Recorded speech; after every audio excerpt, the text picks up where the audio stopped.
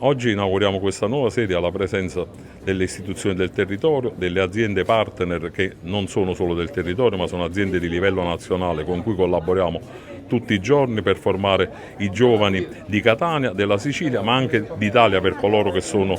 interessati a partecipare ai nostri percorsi formativi. Alle nostre spalle abbiamo un simulatore di manovra navale tra i più evoluti e grandi del Mezzogiorno, una serie di laboratori all'interno di questa nuova sede che rappresenterà quindi una svolta per Catania, perché per la zona in cui ci andiamo a trovare, e rappresenterà quindi un volano sociale di miglioramento complessivo, e per i giovani catanesi e della Sicilia una grande opportunità di impiego, perché i nostri percorsi arrivano alla fine dando risultati del 100% in termini di occupazione per i marittimi, oltre il 90% per gli altri settori in cui operiamo, nella mobilità sostenibile, trasporti e manutenzione.